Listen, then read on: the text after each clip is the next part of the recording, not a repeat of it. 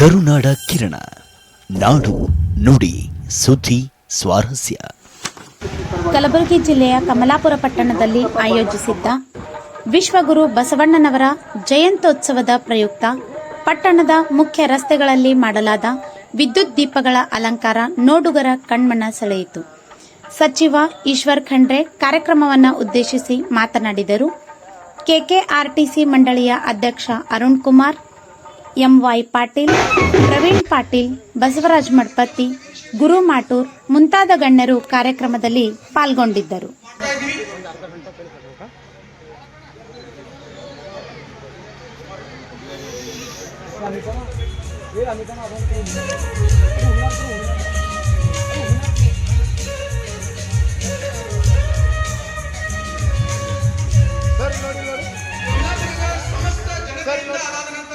ಕಮಲಾಪುರ ಅಖಿಲ ಭಾರತ ವೀರಶೈವ ಮಹಾಸಭಾದ ವತಿಯಿಂದ ಶರಣು ಮೋದಿ ಮತ್ತು ಸನ್ಮಾನ್ಯ ಶ್ರೀ ಈಶ್ವರ್ ಖಂಡ್ರೆ ಬಿ ಸಾಹೇಬರಿಗೆ ಗೌರವಪೂರ್ವಕ ಮುಖಾಂತರ ನಾವು ಅತ್ಯಂತ ವಿಜೃಂಭಣೆಯಿಂದ ಹೃದಯ ಸ್ಪರ್ಶಿ ಸನ್ಮಾನವನ್ನ ಶ್ರೀ ಈಶ್ವರ್ ಖಂಡ್ರೆ ಸಾಹೇಬರಿಗೆ ಮಾಡ್ತಾ ಇದ್ದಾರೆ. ಕಮಲಾಪುರಕ್ಕೆ ಪ್ರಪ್ರಥಮವಾಗಿ ಅವರು ಆಗಮಿಸಿದ್ದಾರೆ.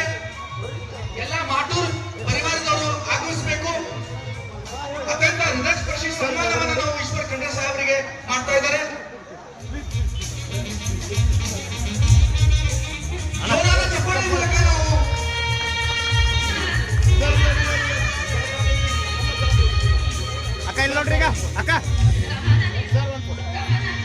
ಅಖಿಲ ಭಾರತ ವೀರಶೈವ ಲಿಂಗಾಯತ ಕುಮಾರೇಶ್ವರರಿಗೂ ಪಂಚಪೀಠಾಧೀಶ್ವರರಿಗೂ ಎಲ್ಲಾ ಮಹಾಪುರುಷರಿಗೆ ಸ್ಮರಿಸುತ್ತಾ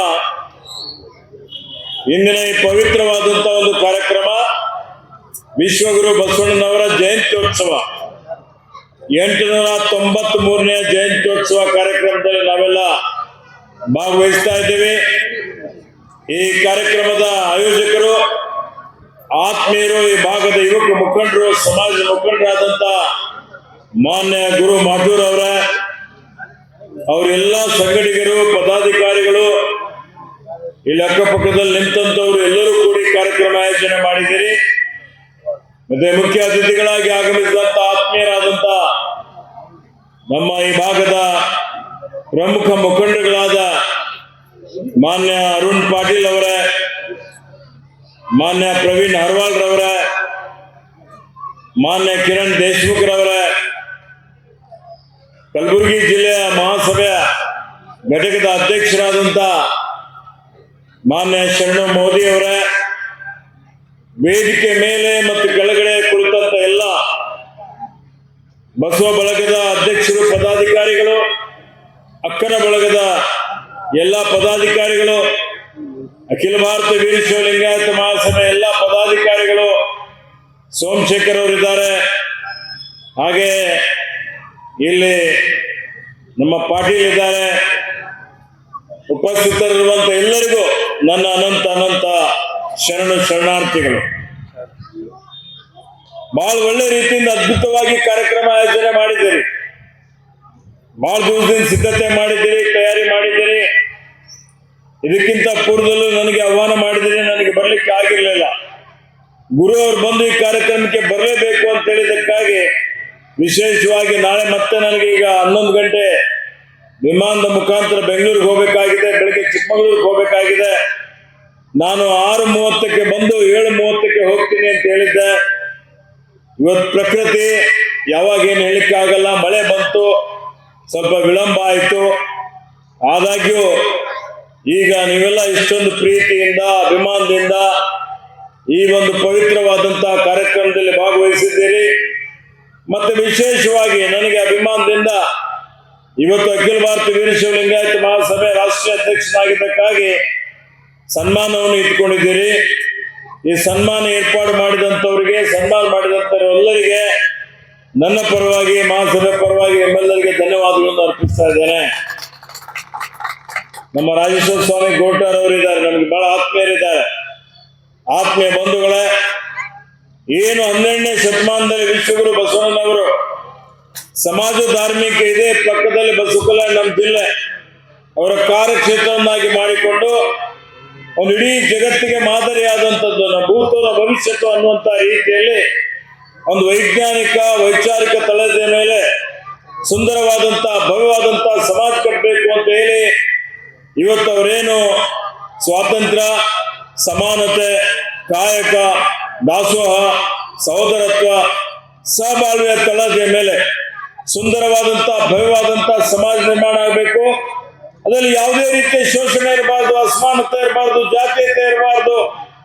ಅವರು ಅಸ್ಪೃಶ್ಯತೆ ವಿರುದ್ಧ ಹೋರಾಟ ಮಾಡ್ತಾರೆ, ಕಂದಾಚಾರದ ವಿರುದ್ಧ ಹೋರಾಟ ಮಾಡ್ತಾರೆ, ಮೌಢ್ಯತೆ ವಿರುದ್ಧ ಹೋರಾಟ ಮಾಡ್ತಾರೆ. ಇವತ್ತು ಎಲ್ಲರೂ ಒಂದೇ ಅನ್ನುವಂತ ಒಂದು ಭಾವನೆ ಮೂಡಿಸುವಂತ ಒಂದು ಸಮಾಜ ನಿರ್ಮಾಣ ಮಾಡಬೇಕು ಅಂತ ಪ್ರಯತ್ನ ಮಾಡ್ತಾರೆ. ಅಂದಿನ ದಿನಮಾನಗಳ ಅನುಭವ ಮಂಟಪ ಇಡೀ ಜಗತ್ತಿನ ಪ್ರಥಮ ಸಂಸತ್ತು ಅಂತ ಹೇಳ್ಬೋದು. ಪ್ರಜಾಪ್ರಭುತ್ವದ ಪರಿಕಲ್ಪನೆ ಕೊಟ್ಟಂತದ್ದೇ ಅನುಭವ ಮಂಟಪ. ಈ ಅನುಭವ ಮಂಟಪದಲ್ಲಿ 770 ಶರಣರು ಅಮರಗಳು ಅಂತ ಹೇಳ್ತಾರೆ. ವಿವಿಧ ವೃತ್ತಿಯ ಶರಣರನ್ನು ಒಂದು ಕಡೆ ಸೇರಿಸಿ ಅವರ ಅಭಿಪ್ರಾಯವನ್ನು ಇವತ್ತು ಪಡೆದುಕೊಂಡು ಸಮಾಜದಲ್ಲಿರುವಂತಹ ಅನಿಷ್ಟಗಳೆಲ್ಲವನ್ನು ನಿರ್ಮೂಲನೆ ಮಾಡಬೇಕು ಅನ್ನುವಂತ ಒಂದು ಗುರಿಯನ್ನು ಆಗಿಟ್ಟುಕೊಂಡು ವಚನ ಸಾಹಿತ್ಯದ ಮುಖಾಂತರ ಇವತ್ತು ನೀವು ನೋಡಿ ಅವ್ರೇನ್ ಹೇಳ್ತಾರೆ, ಇವನಾರು ಎಂದೆನಿಸಿದರಯ್ಯ ನಮ್ಮವ ನಮ್ಮ ಮನೆ ಸರಿ ಅಂತ ಹೇಳ್ತಾರೆ. ಎಲ್ಲರೂ ನಮ್ಮವರೇ ಅನ್ನುವಂಥದ್ದು ಗುರುಗಳು ಅದನ್ನೇ ಹೇಳಿದ್ದಾರೆ. ರೇಣುಕಾದಿ ಆಚಾರ್ಯರು ಅದನ್ನೇ ಹೇಳಿದ್ದಾರೆ. ಮಾನವ ಧರ್ಮಕ್ಕೆ ಜಯವಾಗಲಿ, ಧರ್ಮದಿಂದಲೇ ವಿಶ್ವಕ್ಕೆ ಶಾಂತಿ ಅನ್ನುವಂಥದ್ದು ಹೇಳಿದಂಥದ್ದು. ಸಕಲ ಜೀವಾತ್ಮರಿಗೆ ಲೆಸನ್ನೇ ಬಯಸಿದ ಬಸವಾದಿ ಶರಣರು. ಸರ್ವರಿಗೂ ಸಮಬಾಳು, ಸರ್ವರಿಗೂ ಸಮಪಾಲು ಅಂತ ಹೇಳಿ ಮಹಿಳೆಯರಿಗೆ ಅಂದಿನ ದಿನಮಾನಗಳಲ್ಲಿ ಯಾವುದೇ ರೀತಿಯ ಸ್ವಾತಂತ್ರ್ಯ ಇರಲಿಲ್ಲ. ಶೂಗಳು ಅಂತ ಹೇಳಿ ದೇವಾಲಯಕ್ಕೂ ಸೇರಿಸ್ತಾ ಇರಲಿಲ್ಲ. ಅಂತ ಸಂದರ್ಭದಲ್ಲಿ ಮಹಿಳೆಯರಿಗೆ ಅನುಭವ ಮಂಟಪದಲ್ಲಿ ಪ್ರವೇಶ ಕೊಟ್ಟು ಅಕ್ಕಮಹಾದೇವಿ ತಾಯಿ ಇವತ್ತು ಸುಮಾರು 30-35 ಜನ ಮಹಿಳಾ ವಚನಕಾರ್ತಿಯರು ತಮ್ಮದೇ ಆದಂತ ವಚನವನ್ನು ರಚನೆ ಮಾಡಿದ್ದು ನೀವು ನೋಡಿದ್ದೀರಿ. ನನಗಿಂತ ಕಿರಿಯರಿಲ್ಲ, ಸುಭಕ್ತರಿಗಿಂತ ಹಿರಿಯರಿಲ್ಲ ಅಂತ ಹೇಳಿ ಅವರು ಪ್ರಧಾನ ಮಂತ್ರಿಗಳಾಗಿದ್ರು. ಯಾರಾದ್ರೂ ಅವ್ರಿಗೆ ಶರಣು ಅಂತ ಹೇಳಿದ್ರೆ ಅವರು ಶರಣಾರ್ಥಿ ಅನ್ನುವಂತ ಮಾತನ್ನು ಹೇಳ್ತಾ ಇದ್ರು ಬಸವಣ್ಣವರು. ಅವ್ರ ಒಂದು ವಚನದಲ್ಲಿ ಎಲ್ಲವೂ ಇದೆ. ಇವತ್ತು ಕೊಲಬೇಡ, ಹುಸಿಯ ನುಡಿಯಲು ಬೇಡ, ಮುನಿಯಬೇಡ, ಅನ್ಯರಿಗೆ ಅಸಹ್ಯ ಪಡಬೇಡ, ಇದರ ಅಳಿಯಲು ಬೇಡ, ತನ್ನ ಬಣ್ಣಿಸಬೇಡ, ಇದೇ ಅಂತರಂಗ ಶುದ್ಧಿ, ಇದೇ ಬಹಿರಂಗ ಶುದ್ಧಿ, ಇದೇ ನಮ್ಮ ಕೂಡಲ ಸಂಗಮ ದೇವರ ನೊಲಿಸುವ ಪರಿ. ವಚನ ಹೇಳೋದು ಬಹಳ ಸುಲಭ ಆದರೆ ಇವತ್ತು ನಡೆಯೋದು ಕಷ್ಟ ಇದೆ. ಇವತ್ತಿನ ಕಾಲದಲ್ಲಿ ನನಗೆ ಸಹಿಸ್ಕೊಂಡು ಹೇಳ್ತಾ ಇದ್ದೇನೆ. ಅದಕ್ಕೆ ಇವತ್ತು ನಾವು ಎಲ್ಲ ಅವ್ರು ಹೇಳಿದ್ದಂಗೆ ನಡೆಯೋಕ್ಕೆ ಆಗೋದಿಲ್ಲ. ಆದ್ರೂ ಸ್ವಲ್ಪ ಆದ್ರೂ ಇವತ್ತು ಅವ್ರು ಜಯಂತ್ಯೋತ್ಸವ ಮಾಡ್ತಾ ಇದೀವಿ ಅಂತ ಹೇಳಿದ್ರೆ ನಾವು ಪ್ರಾಮಾಣಿಕವಾದ ಪ್ರಯತ್ನ ಮಾಡ್ಬೇಕು. ಇವತ್ತು ಸಮಾಜದಲ್ಲಿ ಗೊಂದಲ ಇದೆ, ಅಸಮಾನತೆ ಇದೆ, ಅನ್ಯಾಯ ಇದೆ, ಜಾತೀಯತೆ ಇದೆ, ದೌರ್ಜನ್ಯ ಇದೆ, ಮಹಿಳೆಯರು ಮಕ್ಕಳು ಸುರಕ್ಷಿತವಾಗಿಲ್ಲ, ಇವತ್ತು ಆತಂಕ ಇದೆ, ಭಯ ಇದೆ, ದ್ವೇಷ ಇದೆ, ಅಸೂಯೆ ಇದೆ. ಇವತ್ತೆಲ್ಲಿ ನೋಡಿ ಕುಟುಂಬ ವ್ಯವಸ್ಥೆ ಎಲ್ಲಿ ಹೋಗಿದೆ. ಅಣ್ಣನೇ ತಮ್ಮನನ್ನು ಹೊಡೆದದ್ದು ನೋಡ್ತಾ ಇದ್ದೇವೆ. ಮಕ್ಕಳೇ ತಂದೆ ತಾಯಿಗಳನ್ನು ಕೊಲೆ ಮಾಡೋದು ಎದಕ್ಕೆ? ಹಣಕ್ಕಾಗಿ, ಸ್ವಾರ್ಥಕ್ಕಾಗಿ, ದುರಾಸೆಗಾಗಿ. ಮಕ್ಕಳ ಮೇಲೆ, ಮಹಿಳೆಯರ ಮೇಲೆ ದೌರ್ಜನ್ಯ ಅಂದ್ರೆ ಏನು, ಯಾವ ರೀತಿಯಲ್ಲಿ ವಿಕೃತಿ ಆಗೋಗ್ಬಿಟ್ಟಿದ್ದಾರೆ ಜನ. ಯಾವ ಕಡೆ ಹೋಗ್ತಾ ಇದ್ದೇವೆ? ಒಂದು ಸಮುದಾಯದ ಆಧಾರ ಸ್ತಂಭ ಅಂದ್ರೆ ಅದು ಯುವಕರು. ಆ ಯುವಕರು ಆರೋಗ್ಯವಂತರಾಗಿರ್ಬೇಕಲ್ಲ. ಯುವಶಕ್ತಿ ಅಣುಶಕ್ತಿ ಇದ್ದ ಹಾಗೆ ಬಹಳ ದೊಡ್ಡ ಶಕ್ತಿ ಇದೆ ಅವ್ರ ಹತ್ರ, ಮೇಧಾವಿಗಳಿದ್ದಾರೆ, ಪ್ರತಿಭಾವಂತರಿದ್ದಾರೆ. ಆದರೆ ದಾರಿ ತಪ್ಪಿ ಹೋಗ್ತಾ ಇದ್ದಾರೆ. ಇವತ್ತು ನಶೆ ಮಾಡೋದು, ಸರಾಯಿ ಕುಡಿಯೋದು, ಧೂಮ್ರಪಾನ ಮಾಡೋದು, ತಂದೆ ತಾಯಿಗಳಿಗೆ ಗೌರವ ಕೊಡದೇ ಇರೋದು, ಅದ್ರ ಜೊತೆಲಿ ಮತ್ತೊಂದು ಸೇರ್ಕೊಂಡ್ಬಿಟ್ಟಿದೆ. ಎಲ್ಲರೂ ರೀಲ್ ನೋಡೋದು. ಇವತ್ತೇನು ಹೊಸ ಸ್ಮಾರ್ಟ್ ಫೋನ್ಗಳು ಬಂದವೆ, ಎಷ್ಟು ಬೇಕು ಅಷ್ಟೇ ಉಪಯೋಗ ಮಾಡ್ಕೊಳ್ಬೇಕು. ಆದರೆ ಒಂದು ಅಧ್ಯಯನ ಏನು ಹೇಳ್ತದೆ, 30% ಯುವಕರು ಈ ಸ್ಮಾರ್ಟ್ ಫೋನ್ ಉಪಯೋಗ ಮಾಡೋದ್ರಿಂದ ಅವರ ಮಾನಸಿಕವಾಗಿ ಕುಗ್ತಾ ಇದ್ದಾರೆ. ಅವ್ರ ಮೇಲೆ ಮಾನಸಿಕ ದುರ್ಬಲತೆ ಬರ್ತಾ ಇದೆ. ಇದು ಬಹಳ ಅತ್ಯಂತ ಅಪಾಯವಾದಂಥದ್ದು. ನಿಮ್ಮ ಮಕ್ಕಳಿಗೆ ಒಳ್ಳೆ ರೀತಿಯಿಂದ ಸಂಸ್ಕಾರ ಕೊಡುವಂಥದ್ದು ಬಹಳ ಅವಶ್ಯಕತೆ ಇದೆ. ಹೀಗಾಗಿ ವ್ಯಸನಮುಕ್ತ ಸಮಾಜ ನಿರ್ಮಾಣ ಮಾಡಬೇಕು. ದುಶ್ಚರ ದುರ್ಗುಣಗಳು ಹೋಗಬೇಕು. ಮತ್ತು ಇವತ್ತೇನು ಅನೇಕ ಇವತ್ತು ನೋಡಿ ಕಷ್ಟಗಳು ಎಲ್ಲರಿಗೂ ಬರ್ತವೆ. ಆ ಕಷ್ಟಗಳು ಎದುರಿಸುವಂತ ಒಂದು ಶಕ್ತಿ ಇವತ್ತು ವಚನ ಸಾಹಿತ್ಯದಲ್ಲಿದೆ, ಶರಣ ಸಾಹಿತ್ಯದಲ್ಲಿದೆ. ಯಾರನ್ನೋ ಬಾಲ್ಯದಿಂದಲೇ ಮಕ್ಕಳಿಗೆ ವಚನ ಸಾಹಿತ್ಯ, ಶರಣ ಸಾಹಿತ್ಯ ವಿದ್ಯಾಭ್ಯಾಸ ಮಾಡಲಿಕ್ಕೆ, ಅಧ್ಯಯನ ಮಾಡಲಿಕ್ಕೆ ಅವ್ರಿಗೆ ಹೇಳಿದ್ರೆ ಎಂಥದ್ದೇ ಸವಾಲುಗಳು ಬಂದರೂ ಎದುರಿಸುವಂತ ಒಂದು ಆತ್ಮಬಲ, ಆತ್ಮಶಕ್ತಿ ಅವ್ರ ಹತ್ರ ಬರ್ತದೆ. ಹೀಗಾಗಿ ಆ ನಿಟ್ಟಿನಲ್ಲಿ ನಾವೆಲ್ಲರೂ ಹೆಚ್ಚಿನ ಸಮಯ ತೆಗೆದುಕೊಳ್ಳದೆ ಆ ಬಸವ ತತ್ವವನ್ನು ಅಳವಡಿಸಿಕೊಂಡು ಸಮಾಜ ಸುಧಾರಣೆಗೆ ನಾವೆಲ್ಲ ಪ್ರಯತ್ನ ಮಾಡಬೇಕು ಅನ್ನುವಂಥ ಮಾತನ್ನು ಹೇಳಿಕೆ ಬಯಸ್ತಾ ಇದ್ದೀವಿ. ಅದೇ ರೀತಿಯಲ್ಲಿ ಅಖಿಲ ಭಾರತ ವೀರಶೈವ ಲಿಂಗಾಯತ ಮಹಾಸಭೆ ಇವತ್ತಿನ ಹಾನಗಲ್ ಕುಮಾರೇಶ್ವರರು 1904ರಲ್ಲಿ ಸಂಸ್ಥೆ ಪ್ರಾರಂಭ ಮಾಡಿ ಎಲ್ಲಾ ಲಿಂಗಾಯತ ಸಮುದಾಯದ ಎಲ್ಲ ಒಳಪಂಗಡಗಳನ್ನು ಒಗ್ಗೂಡಿಸಬೇಕು, ಹರಿದು ಹಂಚಿ ಹೋಗಿದ್ದಂತ ಸಮುದಾಯದ ಹಿತ ಕಾಪಾಡಬೇಕು, ಅವರಿಗೆ ಒಳ್ಳೆ ಶಿಕ್ಷಣ ಕೊಡಬೇಕು, ಆರೋಗ್ಯ ಕೊಡಬೇಕು, ಸಂಸ್ಕಾರ ಕೊಡಬೇಕು ಅಂತ ಹೇಳಿ ಸಂಸ್ಥೆ ಪ್ರಾರಂಭ ಮಾಡಿದ್ರು. 24 ಜನ ಅಧ್ಯಕ್ಷರಾಗಿದ್ದಾರೆ. ಇದರ ಉದ್ದೇಶ ಜಗತ್ತಿನಲ್ಲಿರುವಂತ ಎಲ್ಲಾ ಲಿಂಗಾಯತ ವೀರಶೈವ ಸಮುದಾಯದ ಜನರ ಹಿತ ಕಾಪಾಡುವಂಥದ್ದು, ಒಗ್ಗೂಡಿಸುವಂಥದ್ದು. ಇವತ್ತೇನು ಯಾವ ರೀತಿಯಲ್ಲಿ ಅಸ್ಮಿತೆ ಕಾಪಾಡುವಂಥದ್ದು, ಆ ದೃಷ್ಟಿಯಿಂದ ಈ ಸಂಸ್ಥೆ ಪ್ರಾರಂಭ ಆಗಿ ಸುಮಾರು ಜನ ಇವತ್ತು ನೋಡಿ ಹಾನಗಲ್ ಕುಮಾರೇಶ್ವರರು, ಹಾಗೆ ಇವತ್ತು ಅರ್ಟಾಳ್ ರುದ್ರೇಗೌಡರು, ಸಿಸಂಗಿ ಲಿಂಗರಾಜ್ ದೇಸಾಯಿರವರು, ಚನ್ನಬಸಪ್ಪ ಅಪ್ಪಾರವರು, ಶತಾಯುಷಿಗಳಾದಂಥ ಪರಮ ಪೂಜ್ಯ ಶಿವಕುಮಾರ ಮಹಾಸ್ವಾಮಿಗಳು ತುಮಕೂರವರು ಅವರೆಲ್ಲ ಅಧ್ಯಕ್ಷರಾಗಿ ಸೇವೆಯನ್ನು ಸಲ್ಲಿಸಿದ್ದಾರೆ. ಅದಾದ್ಮೇಲೆ ನಮ್ಮ ತಂದೆಯವರಾದ ಲಿಂಗಕ್ಕೆ ಭೀಮಣ್ಣ ಖಂಡ್ರೆಯವರು ಅವರು 12 ವರ್ಷ ಅಧ್ಯಕ್ಷರಾಗಿ ಸೇವೆ ಸಲ್ಲಿಸಿ ಮಾನ್ಯ ಶಾಮನೂರು ಶಿವಶಂಕರಪ್ಪನವರಿಗೆ ಅಧ್ಯಕ್ಷರನ್ನಾಗಿ ಅವರು ಆಯ್ಕೆ ಆದರು. ಇವತ್ತು ಅವರ ಅಕಾಲಿಕ ನಿಧನದಿಂದ ತೆರವಾಗಿದ್ದಂತ ಈ ಒಂದು ಸ್ಥಾನಕ್ಕೆ ಎಲ್ಲಾ ಕಾರ್ಯಕಾರಿ ಸಮಿತಿಯವರು ಕೂಡಿಕೊಂಡು ನನಗೆ ಅವಿರೋಧವಾಗಿ ಆಯ್ಕೆ ಮಾಡಿದ್ದಾರೆ. ಇವತ್ತು ನಾನು ಮಂತ್ರಿಯಾಗಿಯೂ ಸಹಿತ ಅರಣ್ಯ ಪರಿಸರ ಮಂತ್ರಿಯಾಗಿಯೂ ಸೇವೆ ಸಲ್ಲಿಸ್ತಾ ಇದ್ದೇನೆ. ಸಮಾಜದ ಅಧ್ಯಕ್ಷನಾಗಿ ನನ್ನ ಕರ್ತವ್ಯ ಇವತ್ತು ಎಲ್ಲರಿಗೂ ಒಗ್ಗೂಡಿಸುವಂಥದ್ದು, ಒಂದೇ ವೇದಿಕೆ ಮೇಲೆ ತರುವಂಥದ್ದು, ಸಮಾಜದ ಸಂಘಟನೆ ಆಗಬೇಕು ಅಂತೇಳಿ ಹೇಳಿ. ಸಂಘಟನೆಯಲ್ಲಿ ಶಕ್ತಿ ಇದೆ, ವಿಘಟನೆಯಲ್ಲಿ ದುರ್ಬಲತೆ ಇದೆ. ಇವತ್ತು ನೋಡಿ ವೀರಶೈವ ಲಿಂಗಾಯತ ಸಮುದಾಯಕ್ಕೆ ತನ್ನದೇ ಆದಂತಹ ಶ್ರೇಷ್ಠ ಇತಿಹಾಸ, ಸಂಸ್ಕೃತಿ, ಪರಂಪರೆ ಇದೆ.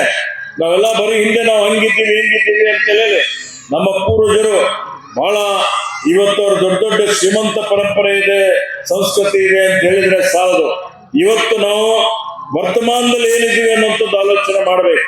ಹೀಗಾಗಿ ಅದು ಮಾಡಿಕೊಂಡು ನಾವು ಪೂರ್ವಜರು ಮಾಡಿದಷ್ಟೇ ಇಲ್ಲ, ನಾವು ಸ್ವಯಂ ಬಲದಿಂದ ಶ್ರಮ ಮಾಡಿ ನಾವು ಇವತ್ತು ಮುಂದೆ ಬರಬೇಕಾಗಿದೆ. ಆ ನಿಟ್ಟಿನಲ್ಲಿ ಮಹಾಸಭೆ ವತಿಯಿಂದನೂ ಎಲ್ಲಾ ತಾಲೂಕುಗಳಲ್ಲಿ, ಜಿಲ್ಲೆಗಳಲ್ಲಿ ಇವತ್ತು ಈಗಾಗಲೇ ಕಲಬುರಗಿಯಲ್ಲಿ ಶರಣ ಮೋದಿ ಇತರೆಲ್ಲಾ ಜನಪ್ರತಿನಿಧಿಗಳು ಸೇರಿಕೊಂಡು ವಿದ್ಯಾರ್ಥಿನಿಯರಿಗಾಗಿ ಒಂದು ವಸತಿನೆಲ್ಲ ಪ್ರಾರಂಭ ಮಾಡಿದ್ವಿ. ಫ್ರೀ ಹಾಸ್ಟೆಲ್ ಕೊಡಬೇಕು ಅಂತ ಹೇಳಿ ಉನ್ನತ ಶಿಕ್ಷಣ ಮಾಡಲಿಕ್ಕೆ. ಬೆಂಗಳೂರಿನಲ್ಲಿ 1,000 ವಿದ್ಯಾರ್ಥಿನಿಯರಿಗೆ ಇವತ್ತು ಬೆಂಗಳೂರು ಬರುವಂತವ್ರಿಗೆ ಫ್ರೀ ಆಗಿ ವಸತಿನೆಲ್ಲ ಹಾಸ್ಟೆಲ್ ಪ್ರವೇಶ ಕೊಡಬೇಕು, ಅವರಿಗೆ ಉನ್ನತ ಶಿಕ್ಷಣಕ್ಕೆ. ಮತ್ತು ಯಾರು ಉದ್ಯೋಗ ನಡೆಸಿಕೊಂಡು ಬರ್ತಾರೆ ಅಂತವ್ರಿಗೆ ಅನ್ನುವಂಥದ್ದು ಇವತ್ತು ಮಾಡ್ತಾ ಇದ್ದೇವೆ.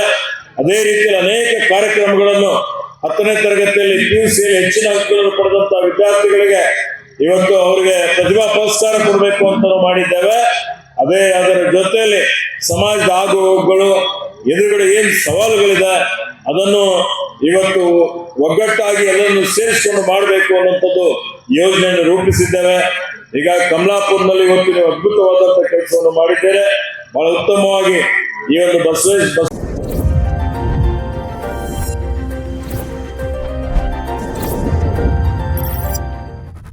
ಕರುನಾಡ ಕಿರಣ, ನಾಡು ನುಡಿ ಸುದ್ದಿ ಸ್ವಾರಸ್ಯ.